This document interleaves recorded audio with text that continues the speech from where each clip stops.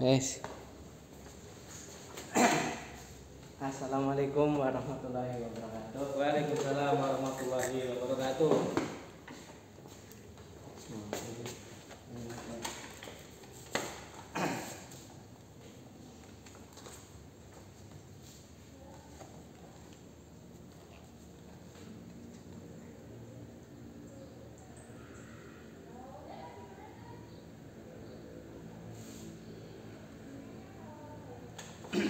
Ulangi Pak. Ya.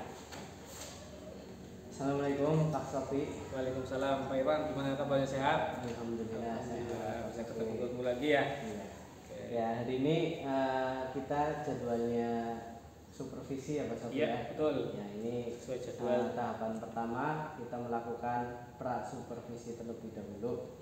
Ya, nanti supervisi yang akan kita lakukan itu menggunakan metode coaching. Ya, jadi coaching itu nanti nggak ada di antara kita itu nggak ada yang lebih hebat ya. Saling belajar lah ya. Saya posisi sebagai coach, jenengan sebagai coaching itu sama rata, nggak ada yang lebih pintar. Bertukar pikiran lah ya. Bertukar pikiran, kita sebagai mitra ya. Jadi nanti Pak Sofi mengalir saja, nggak usah takut ya. Insya Allah. Jalani saja apa yang ada di pikiran disampaikan seperti itu. Nah, di pra observasi ini Pak Sofi itu nanti akan saya tanyakan mengenai kesiapan saat nanti melakukan kegiatan pembelajaran di kelas ya. Yang pertama yang akan saya tanyakan itu adalah ketika besok Pak Sofi akan melakukan kegiatan pembelajaran itu sudah menyiapkan apa saja Pak? Baik, terima kasih. Perkenalkan, nama saya Pak Muhammad Syafi'i Abdullah. Nanti sebelum saya lakukan ketika kegiatan pembelajaran adalah yang pertama jelas menyiapkan mental Pak, yang terpenting. Karena seorang pendidik, seorang guru itu harus siap mentalnya. Karena bukan hanya kita menyiapkan bahan ajar, selain bahan ajar juga kita harus siap mental. Kemudian yang kedua tak kalah pentingnya adalah mengenai modul ajar Pak. Kita dari awal kegiatan pembelajaran atau awal tahun pelajaran kita sudah harus membuat modul ajar, KTP dan lain sebagainya. Maka yang paling utama adalah modul ajar, kemudian bahan ajar apa yang kita sampaikan, alat dan bahan apa saja yang nanti kita siapkan, semuanya harus sudah siap pada saat kita mau mengajar di kelas manapun. Ya, jadi tadi disampaikan menyiapkan mental dulu ya Betul, Pak, mentalnya supaya nanti di depan siswa itu terlihat semangat. Ya walaupun kita sudah berkecimpung di dunia pendidikan hampir 10 tahun ya Pak ya. Yang namanya orang kan biasanya ada nama minder ataupun belum siap dan lain sebagainya. Maka mental kita harus dipersiapkan sebaik mungkin. Kemudian modul ajar juga sudah disiapkan. Kemudian bahan ajar juga tadi sudah disiapkan. Ya. Kemudian selanjutnya dari modul ajar yang Pak Sofi buat itu ada nggak tujuan pembelajaran yang ingin dicapai saat pembelajaran yang akan kita lakukan besok? Untuk kegiatan pembelajaran yang saya pengen sampaikan ya Pak, terkait dengan pembelajaran yaitu mengenai pembelajaran berdiferensiasi Pak. Pembelajaran berdiferensiasi, mengingat peserta didik kita selama ini kan banyak sekali ya, apalagi kita mau menuju Indonesia Emas tahun 2045 Pak. Jadi alangkah lebih baiknya kegiatan pembelajaran itu mungkin kita arahkan ke pembelajaran diferensiasi seperti itu. Pembelajaran yang akan dilakukan nanti berarti melihat kondisi siswa kemudian dilakukan diferensiasi sesuai dengan kemampuan peserta didiknya seperti itu ya Pak ya. Ya, kemudian tujuan pembelajarannya apa sih Pak kira-kira yang akan dituju atau yang diinginkan oleh Pak Sofi? Kebetulan di zaman sekarang, zaman era digitalisasi ya Pak ya, serba yang namanya online. Bahkan kita mau beli apapun bisa lewat online, datang sendiri barang itu. Maka saya titik fokuskan di situ untuk tujuan pembelajarannya yaitu siswa bisa membaca Pak dan menulis mengenai algoritma. Karena apa? Sebelum kita memprogram suatu software tentunya harus ada tahapan-tahapannya. Tahapan-tahapan tersebut tidak kalah pentingnya, bahkan sangat penting Pak. Karena kalau bila nanti pada saat pemrograman ada yang salah, kita tahu salahnya yang mana. Dan biasanya kalau anak, makanya tadi saya titik fokuskan ke diferensiasi, anak memecahkan suatu masalah itu kan berbeda-beda berdasarkan pemikirannya masing-masing. Oh ya, ada yang langsung nyambung, ada yang langsung membutuhkan waktu beberapa menit untuk langsung, ya saya mudeng Pak misalkan. Makanya saya titik fokuskan untuk di pembelajaran diferensiasi, anak-anak membaca dan menulis algoritma terlebih dahulu. Berarti tujuannya nanti diharapkan siswa bisa membaca dan menulis algoritma. Ya. Indikatornya apa sih untuk mencapai tujuan tersebut Pak? Indikatornya yang pertama jelas anak harus menguasai simbol dulu Pak. Karena biasanya algoritma itu kan anak-anak, saya sampaikan materi ini, anak-anak membuat algoritma itu seenaknya sendiri, dalam artian membuat kotak, harusnya kotak dibuat lingkaran. Padahal algoritma itu kan setiap simbolnya mempunyai fungsi yang berbeda. Contoh start ataupun end, start dan end kan itu harus ada dalam algoritma. Maka saya fokuskan untuk itu wajib menghafalkan Pak. Salah satunya simbol dari algoritma atau flowchart lah Pak. Iya, seperti itu. Berarti ini apa ya? Tujuannya nanti siswa itu bisa dengan benar membaca dan menulisnya dan tahu simbolnya Pak. Iya, kadang kan anak-anak yang tidak tahu ini siapa simbolnya Pak, saya fokuskan ke simbolnya dulu Pak, seperti itu. Apakah ada tujuan yang lain, tujuan pembelajaran yang lain, atau cuma satu itu untuk besok? Itu saja Pak, nanti saya fokuskan di situ saja, satu saja. Karena nanti untuk pemrograman kita lebih ke ya terlalu dalam malah kalau kita ke pemrograman, dan mungkin waktunya untuk satu kali pertemuan walaupun nanti 3 jam pelajaran tidak akan selesai karena harus ada beberapa tahapan. Karena ini kan masih pertemuan awal-awal ya Pak. Betul, ya, masih belum ke yang lebih dalam Pak, lebih dalam lagi. Iya. Nah, yang Pak Sofi harapkan dari pertemuan kita hari ini itu Pak Sofi akan mengembangkan di area mana nanti ketika saya mengobservasi Pak Sofi ketika melakukan kegiatan pembelajaran kelas. Mungkin karena zaman sekarang itu peserta didik lebih cenderung ke barang yang praktis ya Pak ya. Karena mungkin dalam era sekarang siswa itu lebih cenderung ke media pembelajaran Pak. Makanya salah satunya adalah mengembangkan mungkin sosial emosional Pak. Sosial emosional peserta didik, misalkan saya hanya berfokus ke satu buku, maka peserta didik mungkin lebih cenderung ngantuk Pak. Makanya untuk menumbuhkan supaya tidak ngantuk, mungkin saya akan selipkan mengenai media pembelajaran yang lebih menarik. Terus kemudian yang kedua adalah mengembangkan budaya positif Pak, supaya budaya positif anak ketika saya tampilkan media pembelajaran, oh ya ternyata belajar itu bukan hanya dari buku Pak, seperti itu. Kita bisa belajar dari manapun, kapanpun, dan everywhere, every time lah, seperti itu. Berarti untuk observasi besok Pak Sofi ingin hal yang diamati itu yang pertama adalah mengenai pembelajaran sosial emosional. Itu nanti melihat apakah anak-anak itu sudah sesuai dengan apa yang saya inginkan dengan media-media yang sudah disiapkan gitu. Kemudian budaya positifnya ya Pak ya. Ada memang kalau saya jelaskan mungkin ada beberapa anak yang ya walaupun pulpennya jatuh, temannya lihat tapi kok diam saja. Itu kan termasuk harusnya kan ditampilkan atau bagaimana itu. Dan kadang malah cenderung anak sekarang kan anak sangat sensitif Pak.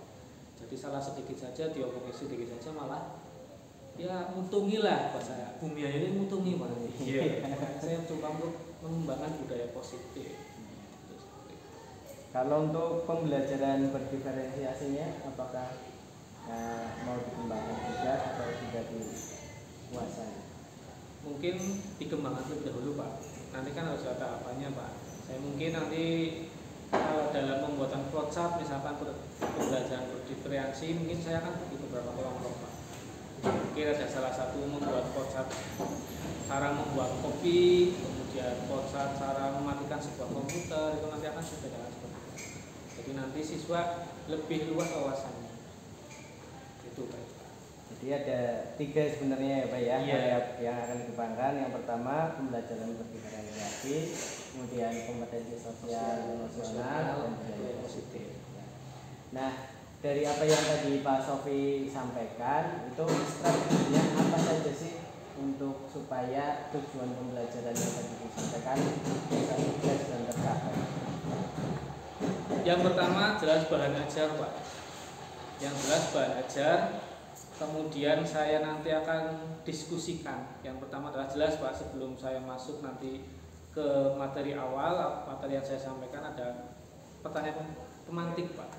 Ya, pertanyaan supaya anak mungkin lebih fresh Pak, tidak ngantuk dan lain sebagainya. Kemudian bahan ajar yang penting mungkin saya sisipkan games Pak, supaya nanti games itu nyambung dengan materi yang akan saya sampaikan. Untuk media belajarnya itu menggunakan PowerPoint. PowerPoint nanti saya sisipkan untuk games Pak. Games.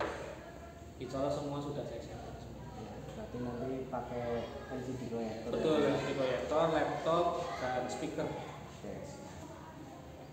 Kemudian ada nggak menurut Pak Sofi yang menurut Pak Sofi masih kurang, kemudian pengen apa untuk dilakukan evaluasi ke depan atau bagaimana? Ya, betul. Memang untuk SMK ya Pak ya, SMK apalagi penjurusan itu ada yang satu kelas hanya perempuan dan satu kelas laki-laki semua Pak. Lalu sebetulnya saya sendiri tidak mempermasalahkan itu, tapi metode pembelajarannya Pak mungkinnya agak sedikit dijelaskan. Contoh saya mengajar di jurusan otomotif, tidak mungkin saya menjelaskan sambil bercanda, apalagi sambil ya cengenges lah Pak ya. Mungkin kalau di jurusan otomotif saya lebih dipertegas lagi. Tuh, saya mungkin cenderungnya itu sih Pak, di SMK ada perempuan semua, ada laki-laki semua. Di membedakan ya Pak. Iya. Tiap program ya dan diferensiasi. Iya, diferensiasi karena apalagi perempuan kan tidak boleh dibentak. Disindir saja kan langsung agak menangis dikit lah Pak, mutungi dan gitu. Itu makanya saya ya diferensiasi lah perempuan dan laki-laki. Ya walaupun mungkin satu kelas ada yang gabung, tentunya satu anak dengan anak yang lain mempunyai watak yang berbeda. Tadi Pak Sofi juga menyampaikan akan mengembangkan pembelajaran sosial emosional. Nah, di kelas nanti rencananya akan dilakukan seperti apa untuk mengembangkan keterampilan sosial emosional siswa? Baik, dalam kelas nanti insya Allah salah satu yang paling berat sebetulnya musuh kita ya Pak dalam pembelajaran adalah rasa kantuk Pak. Itu rasa kantuk yang nanti akan membuyarkan kita dalam proses pembelajaran. Itu yang terpenting. Mungkin kalau emosional siswa kita, karena masih siswa ya Pak ya, emosional kan masih cenderung naik turun Pak. Mungkin kalau emosional masih bisa diakali lah Pak. Tapi kalau untuk rasa kantuk itu yang kadang memang ya kalau ada yang ngantuk ya saya suruh keluar untuk basuh muka. Ya kalau misalkan basuh muka tetap tidak, malu ya ngemut permen lah gimana supaya nanti anak-anak tidak terlalu ngantuk dalam proses belajar. Makanya saya selingi di ada gamesnya. Berarti pembelajaran sosial emosionalnya nanti untuk meningkatkan konsentrasi menggunakan games. Ya, kemudian tadi menggunakan jika ada sesuatu yang insidental misalkan ngantuk ya. Bisa disuruh untuk cuci muka supaya tidak ngantuk lagi. Ya kalau misalkan suruh minum putih ya nggak masalah sih Pak. Yang penting anak-anak enjoy dalam bidang pembelajaran, tidak terganggu dengan yang lain. Kemudian itu tadi sosial emosionalnya sudah, yaitu kesadaran diri ya. Siswa apakah dia sadar kalau ngantuk, dia sadar nggak sih dia sedang ngantuk gitu. Kemudian kalau pembelajaran berdiferensiasinya itu yang akan dilakukan apakah berdiferensiasi prosesnya, kontennya atau produknya, dan seperti apa yang sudah dibayangkan oleh Pak Sofi? Yang sudah saya bayangkan nanti ketika di pembelajaran algoritma nanti mungkin berdiferensiasi yang proses Pak. Yang Karena proses. nanti di endingnya tidak ada produk yang saya tampilkan atau yang saya buat, makanya berdiferensi pada saat proses kegiatan pembelajaran. Jadi mungkin beberapa kelompok saya bagikan untuk membuat flowchart ataupun membuat pemrograman yang sederhana. Gitu. Berarti nanti diferensiasinya yang dilakukan adalah diferensiasi proses. Ya, kemudian yang dilakukan nanti membagi kelompok ya Pak ya, menjadi beberapa Nah, kelompok sesuai dengan apa Pak minatnya sekaligus nanti saya titik fokuskan mungkin yang kalau perempuan saya titik fokuskan untuk ya masakan Pak, biasanya anak-anak suka masakan, apalagi kemudian kecantikan juga Pak. Kalau yang laki-laki misalkan di jurusan otomotif tata cara membongkar ban mungkin lewat membuat flowchart dan lain sebagainya. Kadang ada yang bongkar ban tapi tidak bisa lepas, itu bagaimana caranya, harus ada opsi yang kedua bagaimana, kan di flowchart sudah dijelaskan seperti itu Pak. Nah, berarti nanti dikelompokkan, dibagi sesuai minatnya. Betul, sesuai minatnya. Kalau misalkan perempuan ada yang minat otomotif, ya saya arahkan ke otomotif, nggak masalah. Itu jadi satu kelompok. Jadi satu kelompok. Nanti yang lain satu kelompok lagi. Nanti kalau sudah bisa dipresentasikan di depan. Ya. Mungkin itu saja ya Pak ya. Iya. Sudah siap semua. Insya Allah ya. siap semua. Ya, semoga demi mencerdaskan kehidupan bangsa ya, Pak. Semoga besok lancar ya Pak Amin. ya. Ya, Besok pada waktunya dan bisa berjalan dengan baik Amin. dan maksimal. Ya. Itu ada yang perlu didiskusikan lagi Pak? Cukup Pak. Cukup. Yang penting kita harus siap karena kita harus mencerdaskan kehidupan bangsa. Otomatis guru juga harus promosional. Itu saja Pak. Sampai jumpa lagi besok di kegiatan pembelajaran ya Pak ya. Siap Pak. Terima kasih Pak Sofi. Sama-sama Pak. Selalu sehat. Amin.